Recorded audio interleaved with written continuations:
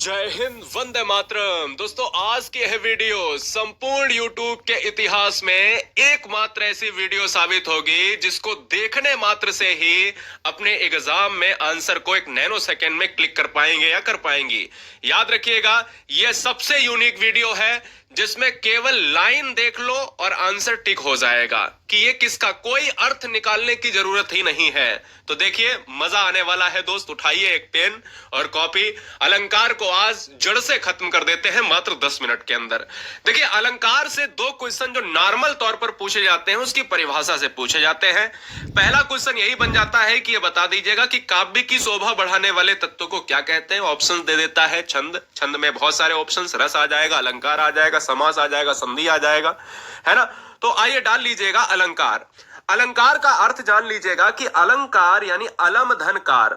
अलंकार का मतलब होता है, यानी दो शब्दों से ये मिलकर बना है, एक अलम है और एक कार है। यहां अलम का अर्थ होता है आभूषण या गहना। जिस तरीके से मेरे लाल एक स्त्री एक बहन अपने शरीर पर आभूषण को पहनती है और बहुत सुंदर लगती है, उसी तरीके से काव्य जो है, काव्य का आभूषण क्या है? काव्य का आभूषण है अलंकार है। तो स्त्री के लिए उसका आभूषण गहना होता है, इसी तरीके से काव्य का आभूषण होता है क्या? अलंकार होता है। तो अलम का अर्थ होता है आभूषण या गहना। तो मतलब निकल कर आया कि काव्य की शोभा बढ़ाने वाले तत्व को अलंकार कहते हैं। अगर हम परिभाषा को बहुत आसानी से समझें तो अलंकार शब्द यानी अलम और एवं कार से बना हुआ है, जिसका अर्थ आभूषण या विभूषित करने वाला। सिंपल सा है, ये एक परिभाषा आप लिख लीजिएगा जो एग्जाम में बहुत अच्छे से पूछी जाती है। अच्छा, अलंकार आपने देखा होगा बहुत से, आपने अनुप्रास, यमक, श्लेष, है ना, उपमा, रूपक, उत्प्रेक्षा, मानवीकरण, अतिशयोक्ति, बहुत तरह तरह के अलंकार। लेकिन आज तो इतना आसान होने वाला है जैसे आपने हिंदी में कहोगे अरे सर ये तो सबसे यूनिक था, मतलब इससे पहले आपने पढ़ा ही नहीं होगा। तो मैं आपको बताता हूं, मेरी ये वीडियो अलंकार की एक और दोस्तों 7 से 8 मिलियन वाली वीडियो है, आपने देखी होगी। तो अलंकार के भेद प्रमुखता दो प्रकार के माने जाते हैं। अलंकार दो प्रमुख प्रकार के, शब्दालंकार होता है, एक अर्थालंकार होता है, ठीक है ना। एक उभय अलंकार आता है, लेकिन प्रमुख रूप से दो प्रकार के अलंकार होते हैं, जिसमें शब्दालंकार में अनुप्रास, यमक, श्लेष, पुनरुक्ति वगैरह डॉट डॉट आ जाते हैं। और अर्थालंकार देखो, जो शब्द के द्वारा इंडिकेट होते हैं वो शब्द, जो अर्थ के द्वारा होते हैं वो अर्थ। उपमा, रूपक, उत्प्रेक्षा, मानवीकरण, इनको लिखने की जरूरत नहीं, अभी लिखो मत, केवल अब डालिए हेडिंग कि अगर हम अर्थालंकार में उपमा अलंकार पढ़ रहे हैं। भाई क्वेश्चन अगर आ गया कि मुख चंद्रमा सा सुंदर है तो बताओ कौन सा अलंकार। अब बच्चा परेशान, समझो इतना आसान मैं बना दूंगा कि आप एग्जाम में 1 नैनो सेकंड तो बहुत बड़ी बात है, नैनो से भी छोटा अगर है तो भैया उसमें भी आंसर क्लिक होगा। देखिए, उपमा अलंकार को पढ़ने के लिए बस एक लॉजिक, एक सिंबल याद रखो। जब पंक्ति में योजक चिन्ह आ जाए और उसके बाद सा, सी, से, सम, याद रखिएगा, सा, सी, से, सरिस या सम भी लिख लीजिएगा, सासी से सम, सरिस वगैरह इस तरीके के शब्द देखने को मिल जाए तो उसमें उपमा अलंकार ठोक दीजिए। मतलब योजक चिन्ह, अब दिमाग में ये डाल लो कि हर योजक चिन्ह वाला उपमा नहीं होगा। योजक चिन्ह की कंडीशन यह है कि योजक चिन्ह के बाद ये जरूर आना चाहिए। जैसे मुख चंद्रमा, योजक चिन्ह के बाद देखिए सा आया, योजक चिन्ह के बाद सा आया, सा आ जाए, सी आ जाए, सम आ जाए, से आ जाए, सरिस। तो मतलब यह है कि उपमा अलंकार तभी आएगा जब तुलना होगी, दो वस्तुओं में कंपैरिजन होगी। कहता है मुख चंद्रमा सा सुंदर है, मुख की तुलना चंद्रमा से कर दी। कर कमल सा कोमल है, हाथ की तुलना दोस्तों कर दी है ना कमल से, है ना। याद रखिए, अगर नहीं समझे तो आइए ध्यान दीजिएगा।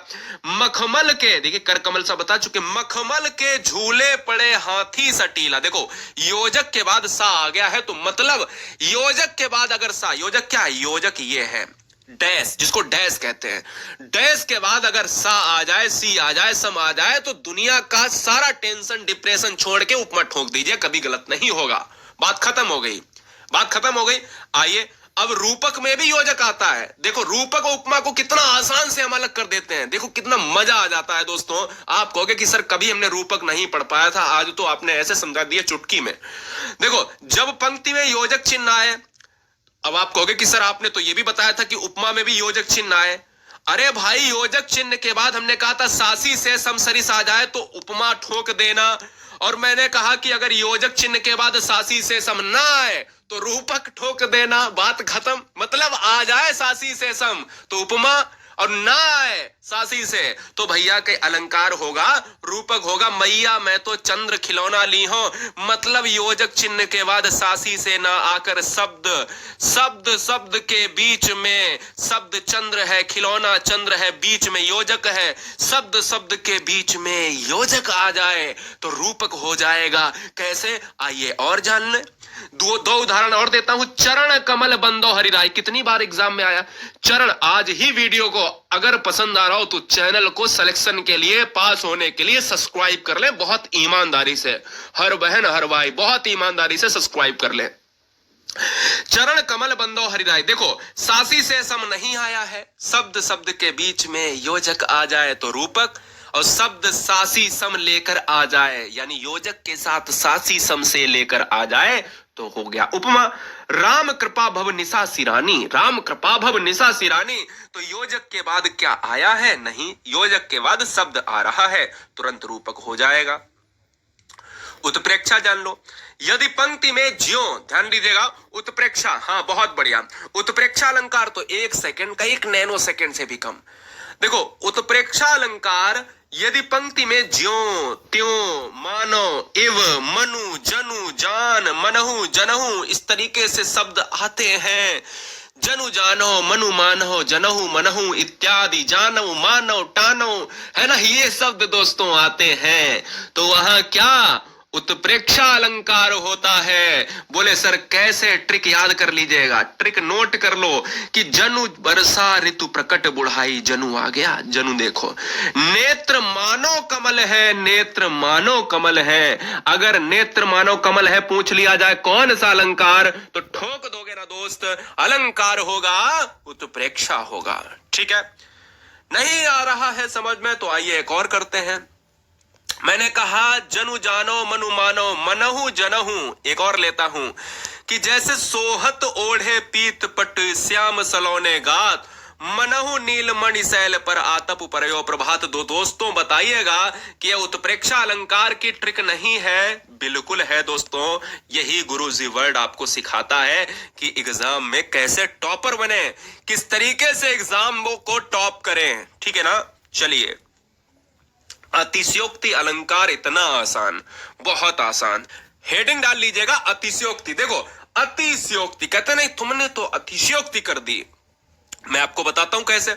अतिशयोक्ति का मतलब होता है जहां किसी गुण या स्थिति का बढ़ा चढ़ाकर वर्णन किया जाए। अतिशयोक्ति का मतलब होता है कि जब भी कोई बात को बढ़ा चढ़ाकर कह दिया जाए, बस इतनी ही परिभाषा आपको याद रखनी है कि जब भी किसी भी स्थिति को बढ़ा चढ़ाकर, मतलब तिल का ताड़ बना देना। आपने देखा होगा आपके भी मोहल्ले में, आपके भी शहर कस्बे में, आपके आसपास पड़ोसी भी ऐसे बहुत से लोग होते हैं जिनमें एक आधा लोग छोटी बात को बड़ी बात बनाकर बताता है ना, बड़ी बात बनाकर कह बोला कि मैंने तो एक बार स्कूटी को हवा में उड़ा दिया, है ना, मैंने एक बार मोटरसाइकिल को हवा में उड़ा दिया, है ना, कोई बीमार है तो उसको बोल दिया अरे वो तो मर गया।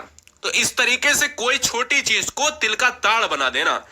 अब देखो बढ़ा चढ़ाकर वर्णन किया गया है, जैसे आगे नदियां पड़ी अपार, घोड़ा कैसे उतरे पार। मतलब नदियां आगे हैं और कैसे जो है नदियां बहुत चढ़ी हुई हैं, घोड़ा कैसे उतरे पार। राणा ने सोचा इस पार, तब तक चेतक था उस पार। चेतक घोड़े का नाम है, चेतक था उस पार। मतलब जैसे जैसे राणा महाराणा सोचते हैं वैसे वैसे नदी को पार करके घोड़ा चला जाता है। कितना बढ़ा चढ़ाकर वर्णन किया गया है, मतलब सोच भी नहीं पाया राणा ने और चेतक हो गया उस पार नदी के पार। ऐसा नहीं हो सकता। मतलब जहां पर चीजों को बढ़ा चढ़ाकर वर्णन किया जाए तो वहां पर दोस्तों अतिशयोक्ति अलंकार होता है। जैसे जैसे हनुमान की पूंछ में लगन न पाई आग, सगरी लंका जल गई, भाग गए निशाचर भाग, है ना।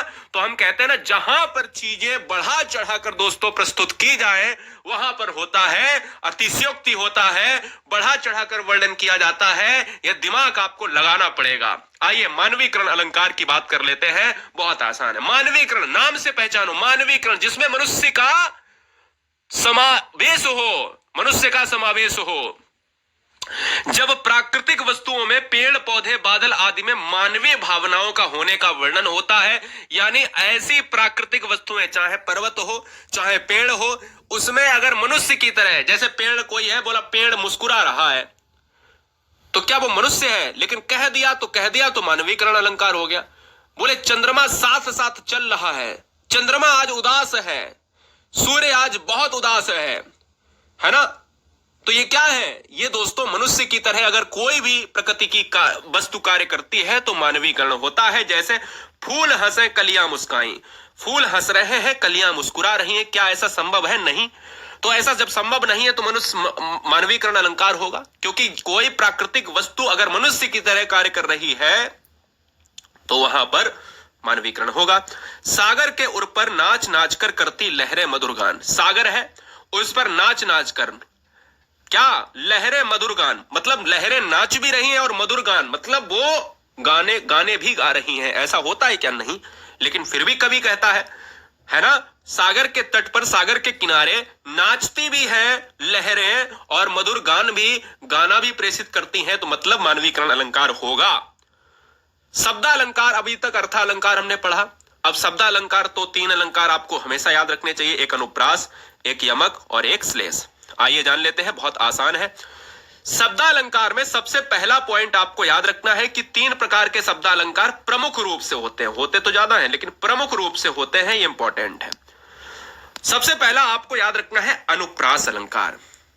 अनुप्रास अलंकार की एक नॉर्मल सी ट्रिक है कि अनुप्रास, जब कोई वर्ण, ध्यान दो दोस्तों, वर्ण क्या होता है? वर्ण वो होता है जिसके क्या है, जिसको आप ब्रेक नहीं कर सकते, जिसके आप टुकड़े नहीं कर सकते, जिसको आप तोड़ नहीं सकते, क्या है? जिसको आप तोड़ नहीं सकते दोस्त, वही अनुप्रास है। यानी वर्ण, वही क्या है? वर्ण है। तो वर्ण अगर बार बार आए तो अनुप्रास अलंकार होता है।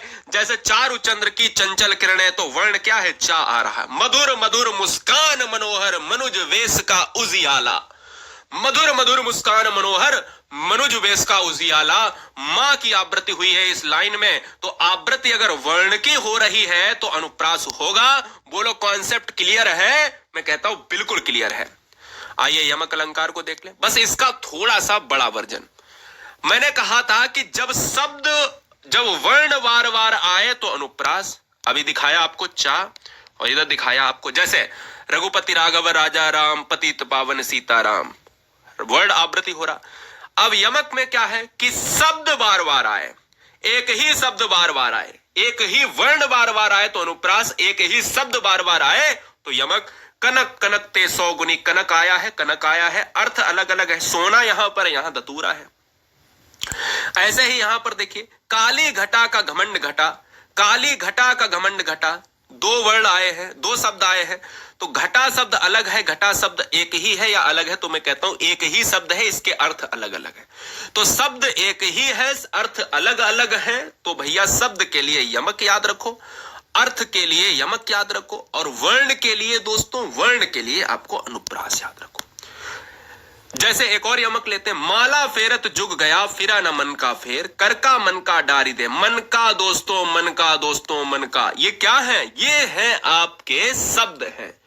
तो शब्द पहचान गए होंगे, शब्द यानी वर्णों से बनता है, वर्ण का बड़ा रूप शब्द है। वर्ण वो है जो तोड़ा नहीं जा सकता, वर्ण आवृत्ति होगा तो अनुप्रास, शब्द आवृत्ति होगा तो यमक होगा।